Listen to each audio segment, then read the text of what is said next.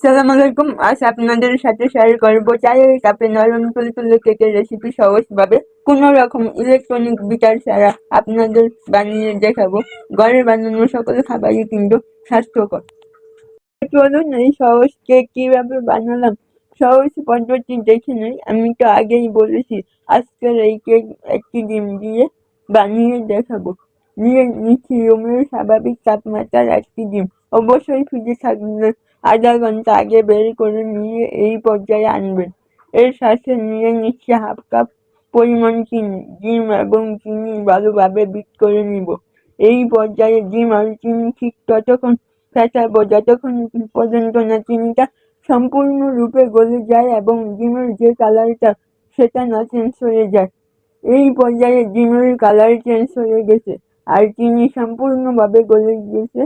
আপনারা খেয়াল করেছেন আমি আঙ্গুল দিয়ে চেক করে নিয়েছি চিনিটা ঠিক মতো গলেছে কিনা।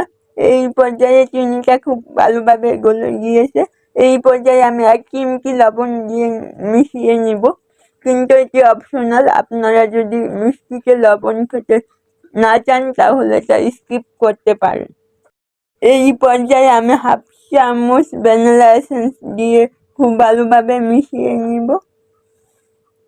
মিশানো হয়ে গেলে এই পর্যায়ে আমি শুকনো উপকরণ চেলে নিব। হাফ কাপ ময়দা, হাফ চামচ বেকিং পাউডার একসাথে শুকনো উপকরণ চেলে নিয়ে মিশিয়ে নিব।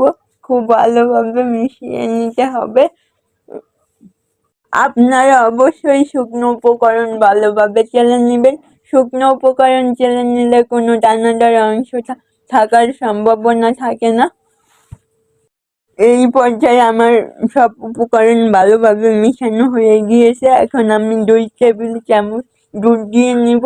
অবশ্যই ঘন দুধ দিতে হবে। দুধ দিয়ে 1 সেকেন্ডের মতো মিশিয়ে সাথে আমি 2 টেবিল চামচ সয়াবিন তেল দিয়ে ভালোভাবে সব উপকরণ মিশিয়ে নিব। এই কেক বানাবো এই ধরনের টিফিন বাটিতে। এই ধরনের টিফিন বাটি সবার বাসায় আছে।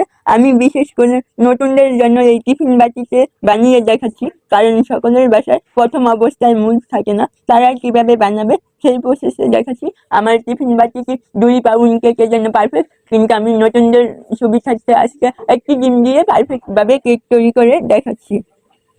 আপনারা খেয়াল করেছেন আমি এই পর্যায়ে টিফিন বাটিতে একটু তেল লাগিয়ে কাগজ কেটে নিয়েছি। এরপর কেকের বেটারটা টিফিন বাটিতে দিয়ে আগে থেকে হাঁড়িতে স্ট্যান্ড বসিয়ে 5 মিনিট হাই হিটে রেখে এখন কেকের বেটারটা দিয়ে দিব। আর অবশ্যই কাঠি দিয়ে এভাবে করে নেবেন যাতে ভিতরে কোনো বাবলস থাকলে সেই বাবলসগুলো সরে যায়। এখন আমরা অপেক্ষা করব ঢাকনা দেখে 20 থেকে 25 মিনিটের জন্য।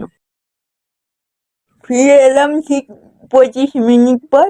ঢাকনা খুলে দেখেন আমার কেকের ফাইনাল লুক কত সুন্দর কালার এসেছে এবং কতটা পারফেক্ট হয়েছে। আপনারা যদি এই ফুল রেসিপি ফলো করে বাসায় তৈরি করেন আপনাদেরটা পারফেক্ট হবে। আর সেই পর্যন্তই, আবার দেখা হবে অন্য কোনো রেসিপিতে। সেই পর্যন্ত ভালো থাকবেন, সুস্থ থাকবেন। আসসালামু আলাইকুম।